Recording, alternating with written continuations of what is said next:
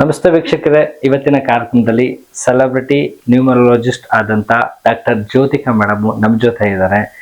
So ಇವತ್ತಿನ ಈ ಸಂಚಿಕೆಯಲ್ಲಿ ಸಾಕಷ್ಟು ವಿಚಾರಗಳನ್ನ ನಮ್ಮ ಜೊತೆ ಶೇರ್ ಮಾಡ್ಕೋಬೇಕು ಅನ್ಕೊಂಡಿದ್ದಾರೆ. ಅದರಲ್ಲೂ ಹಣದ ಬಗ್ಗೆ, ಅಂದ್ರೆ ದುಡ್ಡಿನ ಬಗ್ಗೆ. ಯಾರಿಗೆ ಬೇಡ ಹೇಳಿ ದುಡ್ಡು, ಹಾಗಾದ್ರೆ ಅದನ್ನ ಉಳಿಸೋದು ಹೇಗೆ, ಗಳಿಸೋದು ಹೇಗೆ, ಬಳಸೋದು ಹೇಗೆ. ಸೊ ಸಾಕಷ್ಟು ವಿಚಾರಗಳನ್ನ ಈ ಒಂದು ಕಾರ್ಯಕ್ರಮದಲ್ಲಿ ಜ್ಯೋತಿಕಾ ಮೇಡಮ್ ನಮ್ಮ ಜೊತೆ ಶೇರ್ ಮಾಡ್ಕೊಳ್ತಾರೆ. ಮೇಡಮ್, ಕಾರ್ಯಕ್ರಮಕ್ಕೆ ಸ್ವಾಗತ. ನಮಸ್ತೆ. ಹೇಗಿದ್ದೀರಾ ಮೇಡಮ್? ಚೆನ್ನಾಗಿದೆ. ಓಕೆ ಮೇಡಮ್, ಈಗ ಫೈನಾನ್ಸ್ ಬಗ್ಗೆ ಮಾತನಾಡ್ತಾ ಇರ್ತೀವಿ ಆದಷ್ಟು. ಸೊ ಮನುಷ್ಯನ್ಗೆ ದುಡ್ಡು ಬಹಳ ಮುಖ್ಯವಾದಂತದ್ದು ಅವ್ರ ಜೀವನದಲ್ಲಿ.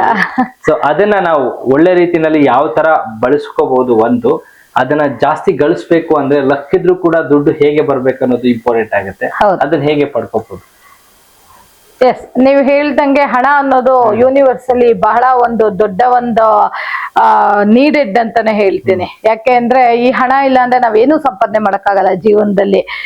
ಮನಿ ಟಾಕ್ಸ್ ಅಂತಾರೆ, ಅಂದ್ರೆ ಹಣನೇ ಮಾತಾಡತ್ತೆ, ನಾವು ಮಾತಾಡಲ್ಲ, ಹಣನೇ ಮಾತಾಡತ್ತೆ. ಅಂತ ಹಣ, ನಾವು ಕಷ್ಟಪಟ್ಟಂತ ಹಣ, ನಾವು ನಮ್ಮ ಜೀವಮಾನವಿಡೀ ನಾವು ಪಡೆದಿರ್ತಕ್ಕಂತ ಹಣ ನಮಗೆ ಉಳಿಬೇಕು ಅಂದ್ರೆ ಒಳ್ಳೆ ರೀತಿಯಲ್ಲಿ ಅದನ್ನ ನಮ್ಮ ಹತ್ರ ಉಳಿಸ್ಕೋಬೇಕು ಅಂದ್ರೆ ನಮ್ಮ ಗ್ರಹಗತಿಗಳು ಯಾವ ರೀತಿ ಲಕ್ಕನ್ನ ಕೊಡತ್ತೆ ಅನ್ನೋದನ್ನ ನಾವು ನೋಡ್ಬೇಕು.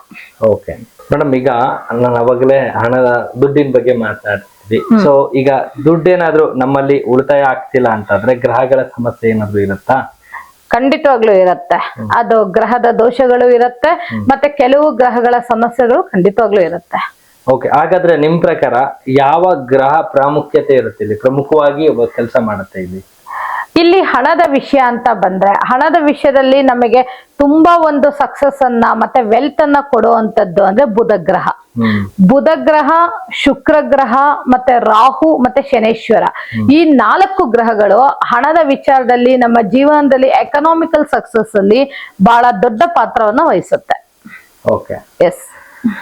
ಓಕೆ ಮೇಡಮ್, ಇವಾಗ ಇದರಿಂದ ಹೊರಗ್ ಬರ್ಬೇಕು, ನೀವ್ ಹೇಳೋ ತರ ಇದನ್ನ ಈಗ ಹಣ ಎಲ್ಲೋ ನಾವು ದುಡಿತಾ ಇದೀವಿ, ಅದ್ರ ಸೇವ್ ಆಗ್ತಾ ಇಲ್ಲ, ಅದನ್ನ ಕೂಡಿಟ್ಕೋಬೇಕು ಅಂದ್ರೆ ಏನೆಲ್ಲ ಮಾಡ್ಬೋದು, ಏನ್ ಮಾಡಿದ್ರೆ ಚೆನ್ನಾಗಿರುತ್ತೆ ನಮ್ಮ ವೀಕ್ಷಕರಿಗೆ ನಿಮ್ ಕಡೆಯಿಂದ? ಮೊದಲನೇದಾಗಿ ಈಗ ಯಾರಿಗೆ ಹಣ ಕೈಯಲ್ಲಿ ನಿಲ್ತಾ ಇಲ್ಲ, ಮತ್ತೆ ಎಷ್ಟು ಹಣ ಬಂದ್ರು, ಈಗ ಒಂದು 20,000 ಸಂಬಳ ತಗೊಂಡ್ರೆ ಖರ್ಚು 50,000 ಆಗ್ಬಿಟ್ರೆ ಜನರು ಜೀವನ ಮಾಡ್ಲಿಕ್ಕೆ ಆಗಲ್ಲ. ಸೊ ಅವಾಗ ಅವ್ರು ಏನ್ ಮಾಡ್ಬೇಕು, ಒಂದು ನ್ಯೂಮಾಲಜಿ ಪ್ರಿಡಿಕ್ಷನ್ ನೋಡ್ಕೋಬೇಕು. ಅಂದ್ರೆ ಅವರ ಡೇಟ್ ಆಫ್ ಬರ್ತ್. ಈಗ ಸಪೋಸ್ ಒಂದು ಎಕ್ಸಾಂಪಲ್ ನಾನು ಹೇಳೋದಾದ್ರೆ, ಈಗ ನನ್ನ ಡೇಟ್ ಆಫ್ ಬರ್ತ್ ಬಂದು 19/3/1984. ಈಗ ನನ್ನ ಒಂದು ಗ್ರಹದ ವಿಚಾರದಲ್ಲಿ ಬಂದ್ರೆ ನನಗೆ ಬುಧ ಮತ್ತೆ ಶುಕ್ರನ ಸಂಯೋಗ ಇಲ್ಲ, ಅಂದ್ರೆ 5-6 ಇಲ್ಲ. ಹಾಗಾಗಿ ನಾವೇನು ಅಂತ ಅಂದ್ರೆ ಆ 5 ಬುಧನನ್ನ ಮತ್ತೆ ಶುಕ್ರನನ್ನ ಹೇಗೆ ಆಕ್ಟಿವೇಟ್ ಮಾಡ್ಕೋಬೇಕು, ಅವುಗಳು ನಮಗೆ ಹೇಗೆ ಒಂದು ಫೈನಾನ್ಷಿಯಲಿ ಸಕ್ಸಸ್ ಅನ್ನ ತಂದ್ಕೊಡುತ್ತೆ ಅನ್ನೋದಕ್ಕೆ ನಾವು ಪ್ರಿಡಿಕ್ಷನ್ ಮಾಡ್ಕೋತೀವಿ.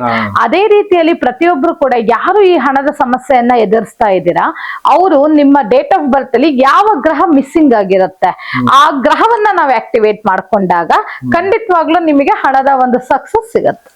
ಓಕೆ ಮೇಡಮ್, ಫಾರ್ ಎಕ್ಸಾಂಪಲ್ ಈಗ ನಮ್ಮ ವೀಕ್ಷಕರು ಈ ಕಾರ್ಯಕ್ರಮ ನೋಡ್ತಾ ಇದ್ರೆ, ನೀವ್ ಹೇಳಿದ್ರಿ ಲೈಕ್ ಕೆಲವ್ರು ಹೇಳ್ತಾರೆ ನಾನು 1,000 ರೂಪಾಯಿ ದುಡಿತೀನಿ, ಬಟ್ ಖರ್ಚು 2,000 ಇರ್ತದೆ, ಇನ್ನೊಂದ್ 1,000 ಸಾಲ ಆಗಿರುತ್ತೆ ಅಂತ ಹೇಳ್ತಾರೆ. ಸೊ ಆತರ ಯಾರಾದ್ರೂ ವೀಕ್ಷಕರು ನಿಮ್ಮಲ್ಲಿ ಇತ್ತು ಅಂದ್ರೆ ಇಲ್ಲಿ ಕಾಂಟ್ಯಾಕ್ಟ್ ನಂಬರ್ ಇರುತ್ತೆ, ಕಾಲ್ ಮಾಡಿ ಮೇಡಮ್ ಹತ್ರ ಮಾತಾಡಿ ನಿಮ್ಗಿರುವಂತ ಸಮಸ್ಯೆಗಳು ಕೂಡ ನೀವು ಶೇರ್ ಮಾಡ್ಕೋಬಹುದು. ಅದಕ್ಕೆ ಏನ್ ಮಾಡ್ಬೇಕು, ಏನ್ ಮಾಡಬಾರ್ದು ಅನ್ನೋ ಕೆಲವೊಂದು ವಿಚಾರಗಳು, ಟಿಪ್ಸ್ಗಳನ್ನ ನಿಮ್ಗೆ ಹೇಳ್ಕೊಡ್ತಾರೆ. ಅದರಿಂದ ಎಲ್ಲೋ ಒಂದ್ ಕಡೆ ಚೇಂಜಸ್ ಅನ್ನ ಗಳಿಸ್ಕೋಬಹುದು. ಲೈಫಲ್ಲಿ ಪ್ರತಿಯೊಂದು ಕೂಡ ಇಂಪಾರ್ಟೆಂಟು. ಯಾಕೆಂದ್ರೆ small things make a big difference ಅಂತ ಹೇಳ್ತೀವಿ. ನಾವು ದೊಡ್ಡದನ್ನ ಹೊಡೆಯೋದಕ್ಕೆ ಪ್ಲಾನ್ ಮಾಡ್ತಾ ಇರ್ತೀವಿ, ಬಟ್ ಚಿಕ್ಕ ವಿಚಾರಗಳು ನಮ್ಗೆ ಅಡೆತಡೆಗಳಾಗ್ತಾ ಇರುತ್ತೆ ಜೀವನದಲ್ಲಿ. ಸೊ ಆ ತರ ವಿಚಾರಗಳಿದ್ರೆ ಈ ನಂಬರ್ಗೆ ಕಾಲ್ ಮಾಡಿ ಮೇಡಮ್ ಹತ್ರನೂ ಕೂಡ ನೀವು ಮಾತನಾಡ್ಬೋದು. ಮತ್ತಷ್ಟು ಸುದ್ದಿಗಳಿಗಾಗಿ ನೋಡ್ತಾ ಇರಿ ಪಬ್ಲಿಕ್ ನ್ಯೂಸ್ 24x7. ಇದು ಸತ್ಯದ ಧ್ವನಿ.